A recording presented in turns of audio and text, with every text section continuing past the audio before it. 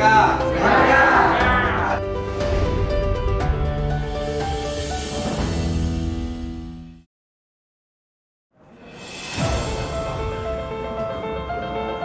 Terima kasih kepada Pak Marinus Lia yang berkenan hadir di tengah-tengah kita untuk mengisi materi, sharing atau berbagi mengenai materi kita yang ketiga ya kalau tidak salah. Dengan hadirnya Pak Marinus, mudah-mudahan juga membawa spirit bagi kita semua, bagi kader-kader semua, karena kita tahu beliau ini sosok yang energik.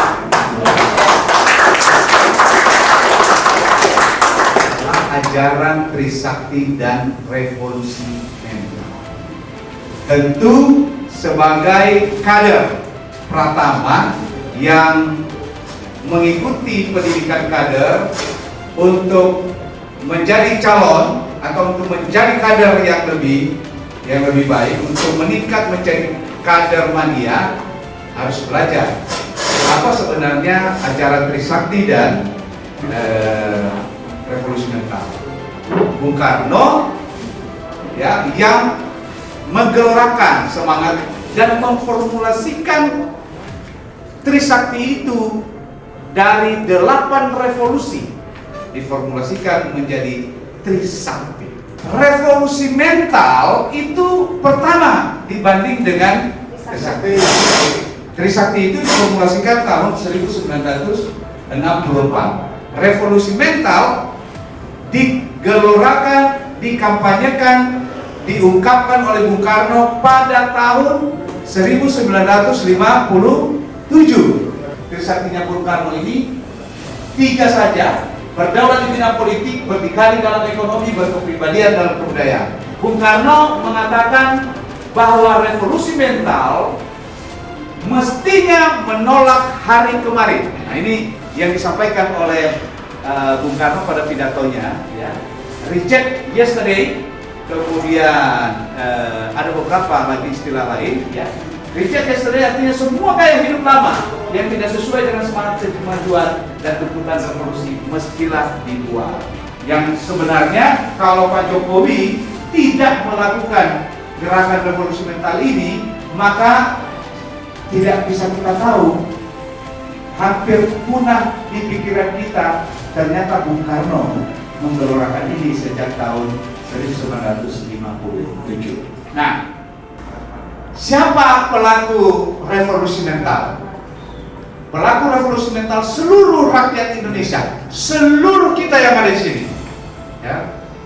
Merubah pola pikir yang lama, berinovasi, memiliki kreativitas, menciptakan hal-hal yang produktif. Kenapa Indonesia itu dijajah? Kenapa Indonesia itu dimasuki oleh orang asing? Karena Indonesia itu kaya raya. Tapi orang Indonesia itu hanya menatap saja, tidak mampu menggali dan tidak mampu memanfaatkan kekayaan alam itu. Menurut survei ini, orang Indonesia itu sangat rendah integritas. Ya, integritas itu jangan hanya dialamatkan kepada para pejabat misalnya, jangan hanya dialamatkan kepada para pemimpin. Setiap pribadi harus memiliki integritas yang tinggi, ya. Kerja keras kita, etos kerja kita yang kurang bagus, daya saingnya punya optimisme, memiliki optimisme, inovatif, ya. Tidak terus saja kegiatan yang terus begitu saja. Kader Partai PDI Perjuangan harus menjadi garda terdepan untuk memperkuat toleransi kita. Berkenaan dengan materi Trisakti dan revolusi mental. Nah, ini bagaimana tetap membangun etos kerja gitu ya setelah kita mampu mengumpulkan basis ini, Pak. Nah, kan kebanyakan dari kultur orang Indonesia kan senang berkumpul ya, Pak ya. Senang berkumpul, senang membahas hal-hal yang dari yang penting sampai yang nggak penting juga gitu. Nah, ini yang mengarah ke sana gitu, Pak, untuk menjaga keharmonisan basis nih yang mau saya tanyakan ke Bapak.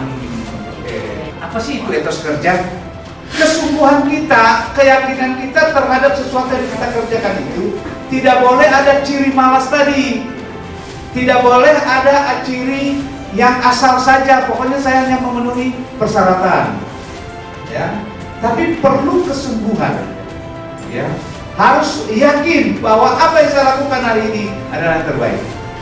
Mengapa revolusi mental seluruh di Indonesia harus dibenahi mulai pada saat ini, ya namanya era digital atau era globalisasi. Yang kedua,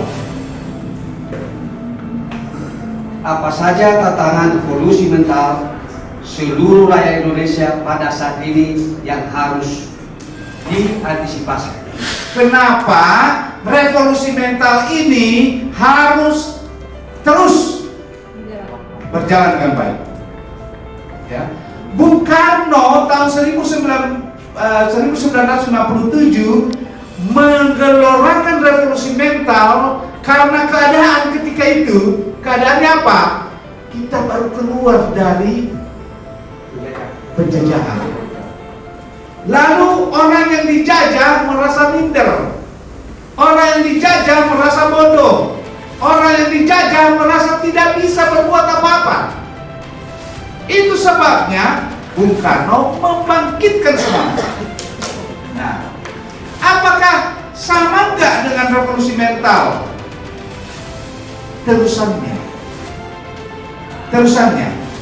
Faktanya, survei tadi sampai 2010 yang dilakukan oleh Ali Akbar itu mengatakan bahwa ternyata orang Indonesia itu masih merasa rendah diri.